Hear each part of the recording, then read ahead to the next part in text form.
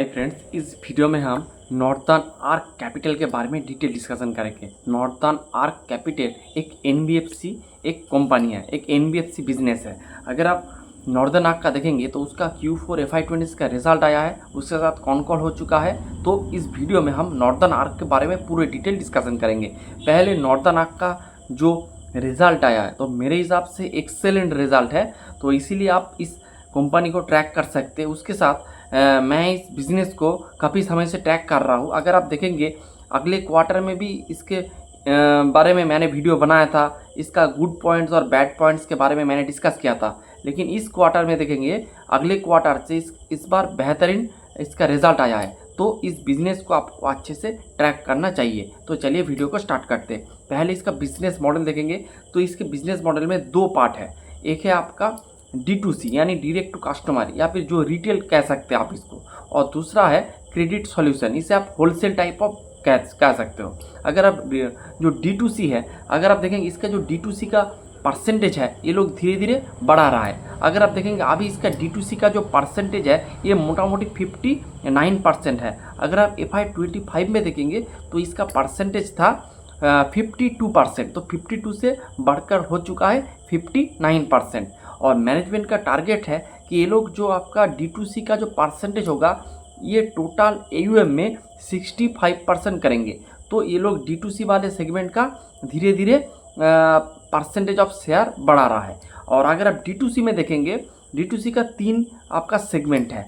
एक है आपका MSME, उसका परसेंटेज है मोटा मोटी टोटल AUM में 22%। और एक है कंज्यूमर फाइनेंस, जैसे बजाज फाइनेंस करते हैं उस तरह का कंज्यूमर फाइनेंस, आपका AC, फ्रिज, टीवी, इस तरह का प्रोडक्ट, मोबाइल, लैपटॉप, इस तरह का प्रोडक्ट के ऊपर ये हो गया आपका कंज्यूमर फाइनेंस, इसका परसेंटेज है ऑलमोस्ट 30%। उसके बाद इसका रूरल फाइनेंस यानी जो MFI सेगमेंट है, MFI सेगमेंट का परसेंटेज अभी 6% है।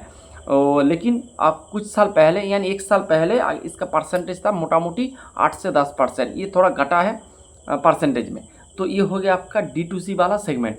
अब जो इसका क्रेडिट सॉल्यूशन यानी होलसेल वाला जो सेगमेंट है, इसमें भी ये लोग अपना लोन वगैरह प्रोवाइड करते हैं, लेकिन डायरेक्ट एंड कंज्यूमर को नहीं। ये अपना जो जो आपका NBFC है, जो छोटे छोटे लेंडिंग जो कंपनी है, फिर आपका MFI कंपनी है, इसको ये लोग लोन देते हैं। उसके साथ इसका एक जो इसका ये लोग अपना एक जो क्या कहते हैं उसको फंड भी, इसके पास एक फंड भी है। तो कुछ अपने जो म्यूचुअल फंड वगैरह इस तरह का कुछ प्रोडक्ट ये लोग लॉन्च करते हैं। फिर इसके पास कुछ क्रेडिट वगैरह देते हैं, वर्किंग कैपिटल लोन देते हैं, इस तरह का जो होलसेल प्रोडक्ट होता है। तो इस तरह का ये लोग बिजनेस भी करते हैं जो क्रेडिट सॉल्यूशन के सेगमेंट में। तो और उसमें आप देखेंगे आपको जो एक जो term loan type of business ये क्रेडिट सॉल्यूशन सेगमेंट में करते हैं, और उसका अगर आप देखेंगे यील्ड थोड़ा कम होता है, और D2C सेगमेंट में यील्ड थोड़ा ज़्यादा होता है। तो यही हो गया आपका बिजनेस मॉडल। अब चलते हैं इसका Q4 FY26 के रिजल्ट के बारे में। तो इसका AUM देखेंगे 22% से ग्रो किया है, और इसका नेट इंटरेस्ट इनकम 21% से, इसका पैट ग्रो हुआ है 251% से 133 करोड़ का पैट इन्होंने इस क्वार्टर में किया है। अगर आप इसको FY25 वर्सेस 26 देखेंगे तो 305 करोड़ से बढ़कर हो चुका है 406 करोड़। तो year on year basis FY25 versus 26 हर एक पैरामीटर में, हर एक टाइम फ्रेम में इसका पैट अच्छे लेवल से इम्प्रूवमेंट हुआ है। फिर इसका नीम देखेंगे, नीम एक बहुत ही अच्छा मैट्रिक्स होता है, ये आपको प्रॉफिटेबिलिटी के बारे में बताता है। नीम देखेंगे 9.1 से बढ़कर हो चुका है 9.4%, तो इसका नीम इम्प्रूवमेंट है। और इसका जो कॉस्ट ऑफ बोरोइंग है वो भी डिक्रीज़ हुआ है, ऑलमोस्ट 50 से 60 basis point cost of borrowing भी घटा है। अभी इसका करेंट कॉस्ट ऑफ बोरोइंग है 8.6%, पहले 9% के ऊपर था। तो ये हो गया D2C के बारे में मैंने बता दिया है। और D2C के जो 3 सेगमेंट है, एक है आपका MSME, दूसरा है कंज्यूमर फाइनेंस, तीसरा है MFI। आपका MSME वाला सेगमेंट टोटल अगर आप जो D2C सेगमेंट को देखेंगे वो 39% ईयर ऑन ईयर बेसिस में इसका AUM ग्रो हुआ है। और इसका जो MSME सेगमेंट वो 43% से ईयर ऑन ईयर बेसिस में MSME का AUM ग्रो हुआ है। और जो आपका कंज्यूमर फाइनेंस है वो 55% से ईयर ऑन ईयर बेसिस में ग्रो किया है। और आपका रूरल फाइनेंस बहुत दिक्कत की तरफ चल रहा था, लेकिन धीरे धीरे वो भी अभी बिजनेस में वापस आ रहा है। 8% क्वार्टर ऑन क्वार्टर बेसिस में इसका रूरल फाइनेंस ग्रो किया है। तो रूरल फाइनेंस में भी आप तेज़ी आ चुका है। अगर आपको इस MFI सेगमेंट देखना है तो आपको क्वार्टर ऑन क्वार्टर बेसिस में देखना है। अगर आप देखेंगे क्वार्टर ऑन क्वार्टर बेसिस में इम्प्रूवमेंट इसका अभी चल रहा है, जो कि बहुत ही अच्छा। मैनेजमेंट भी कॉन्फिडेंट है कि इसका MFI सेगमेंट अच्छे लेवल से ग्रो करेंगे। फिर इसका क्रेडिट कॉस्ट, मैनेजमेंट का गाइडेंस था मोटा मोटी 2.8 के लगभग इसका क्रेडिट कॉस्ट होगा, तो और इसका क्रेडिट कॉस्ट है 2.8% FY26 में। FY25 में देखेंगे तो 3.2% इसका क्रेडिट कॉस्ट था। फिर ROE का नंबर देखेंगे इम्प्रूव हुआ है 2.4 से 2.8 FY26 में। ROE का नंबर देखेंगे 10 से 11% FY26 में। FY25 में था 10%। Cost to income 100 basis point improve हुआ है, यानी कि नीचे आया, जो कि बहुत ही अच्छा है। GNP का नंबर 1.4 से 1.2 हो चुका है। NNP का नंबर 0.6 है, यानी इसका टारगेट गाइडेंस भी रहता है कि ये लोग अपना NPA को बिलो 1% रखेंगे, तो इसके अनुसार परफॉर्म भी कर रहा है। फिर कॉस्ट ऑफ फंड तो वो भी घटा है। तो हर एक पैरामीटर का आप देखेंगे इसका नंबर बहुत ही अच्छा है। तो ये हो गया। फिर इसका कॉन कॉल के बारे में थोड़ा हम डिस्कस करेंगे और मैनेजमेंट जो गाइडेंस दिया है।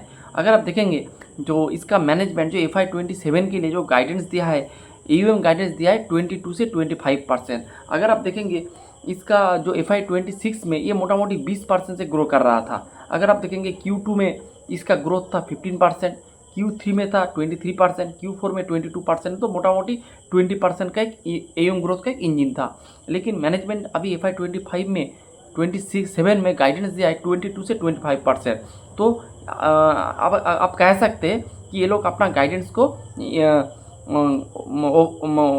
ओवर किया है, यानी जो गाइडेंस पहले था उससे बेटर गाइडेंस दिया है। FY26 का गाइडेंस था 20 से 22%, FY27 में 22 से 25% का गाइडेंस है, जो कि बहुत ही अच्छा है। फिर ROE का गाइडेंस है 15 से 17% के ROE इसका गाइडेंस है अगले 8 से 10 क्वार्टर, यानी 2 से 2.5 साल के 2 से 2.2 से 2 ईयर के बीच 2 से 2.5 साल के अंदर इसका ROE मोटा मोटी 15 से 17% में चला जाएगा। अगर आप करेंट ROE के देखेंगे तो इसका करेंट ROE है 11%, तो 11% से 15 से 17% जाएगा, तो इसका ROE भी इम्प्रूव होगा। कोई भी बिजनेस में अगर आपका ROE यानी रिटर्न ऑन इक्विटी अगर आप इम्प्रूव होंगे तो बिजनेस के लिए अच्छा होता है। तो ये हो गया।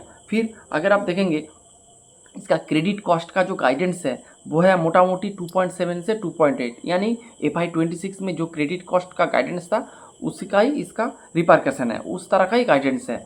और D2C का मिक्स मैनेजमेंट के हिसाब से ये मोटा मोटी 65% में चला जाएगा, अभी है 59%। तो D2C का मिक्स बढ़ेगा। अगर आपका D2C का मिक्स बढ़ेगा तो आपका नीम इम्प्रूव होने का एक चांस है, क्योंकि आप देखेंगे अभी जो कॉस्ट ऑफ फंड नीचे जाने का कोई चांस नहीं है। कॉस्ट ऑफ फंड का पूरा बॉटमिंग आउट हो गया है, क्योंकि रेपो रेट काट होने का कोई आप चांस नहीं है।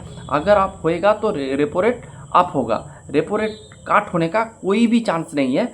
तो इस सिचुएशन में आपका नीम क्या होता है, नीम एक स्टैगर्ड हो जाते हैं, क्योंकि आप उतना ज़्यादा यील्ड नहीं बढ़ा सकते हो, क्योंकि कंपटीशन का एक मार्केट है और आपका कॉस्ट ऑफ फंड नीचे नहीं आएगा, तो आपका नीम या फिर स्प्रेड एकदम स्टेबल हो जाते हैं। लेकिन ये लोग क्या कर रहा है, अपना प्रोडक्ट मिक्स चेंज कर रहा है, यानी ये लोग अपना रिटेल का प्रोडक्ट धीरे धीरे बढ़ा रहा है। अगर आपका रिटेल का प्रोडक्ट बढ़ेगा तो आपका उससे ज़्यादा यील्ड मिलेगा। जो आपका क्रेडिट सॉल्यूशन है उससे बेटर आपको उसमें ये लोग टर्म लोन देता है। टर्म लोन में आपको यील्ड कम मिलता है, उससे ज़्यादा यील्ड आपको रिटेल में मिलेगा। तो अगर आपका रिटेल का परसेंटेज बढ़ेगा तो क्या होगा, तो आपका यील्ड भी इम्प्रूव होगा। अगर आपका यील्ड इम्प्रूव होगा, cost of fund same level पे रहेगा, फिर भी आपका स्प्रेड नीम इम्प्रूव हो जाएगा। तो एक ही बहुत ही अच्छी बात है। फिर मैनेजमेंट ने MFI बुक के बारे में बताया। मैनेजमेंट ने कहा है जो MFI बुक में कर्नाटका में प्रॉब्लम आ गया था, गार्टिल बैठ गया था, कलेक्शन एफिशिएंसी घट रहा था, बहुत सारे डेलिक्वेंट से थ्रू जा रहा था आपका MFI सेगमेंट। लेकिन आप देखेंगे MFI सेगमेंट कम बैक हो चुका है। हर एक MFI कंपनी आप देखेंगे AUM का ग्रोथ आ रहा है, डिस्बर्समेंट बढ़ा रहा है, फिर आपका एसेट क्वालिटी इंप्रूव हुआ है, पैट माइनस से पॉजिटिव के थ्रू जा रहा है, ROA माइनस से पॉजिटिव आ रहा है, ROE माइनस से पॉजिटिव हो रहा है। तो MFI सेगमेंट अभी कम बैक कर चुका है। तो मैनेजमेंट जो कह रहा था कि ये लोग MFI सेगमेंट में अभी डिस्बर्समेंट बढ़ाना चालू कर दिया है, उसके साथ ये लोग जो इसका अभी MFI का परसेंटेज 6% है टोटल AUM में, तो ये लोग इस 6% का भी बढ़ाएंगे, यानी जो MFI सेगमेंट है इसमें ये लोग ग्रो करेंगे। अगर आपका MFI सेगमेंट ग्रो करेगा, MFI में आपको यील्ड 20% से 25% के लगभग मिलता है, तो आप ये यील्ड आपको ओवरऑल बुक का यील्ड को भी, एवरेज यील्ड को भी बढ़ाएगा। तो इसके पास नीम और स्प्रेड इंप्रूवमेंट का बहुत अच्छा खासा चांस है। देखते कैसे क्या होता है। तो ये मोटा मोटी पूरा डिस्कशन है। मेरे हिसाब से इसका रिजल्ट बहुत ही अच्छा है, फ्यूचर का आउटलुक भी बढ़िया है, और इसका जो वैल्यूएशन है वो भी अंडर वैल्यूड है मेरे हिसाब से। इसका ग्रोथ मोटा मोटी आप 22 से 25% अगर पकड़ लेंगे, और इसका प्राइस टू बुक वैल्यू है मोटा मोटी 1.2। पहले तो अगले क्वार्टर में, जो पिछले क्वार्टर में सॉरी यानी Q3 में जब मैंने इसको कवर किया था, तब उसका पी था, प्राइस टू बुक वैल्यू था 0.8। अब थोड़ा स्टॉक चल चुका है, इसीलिए अब इसका प्राइस टू बुक है 1.2%। फिर भी मेरे हिसाब से एक अच्छे बेट है इस NBFC वाले सेगमेंट में, एक डाइवर्सिफाइड एक NBFC सेगमेंट में। तो यही था आज का पूरा discussion. Hope you like the video and thanks for watching the video.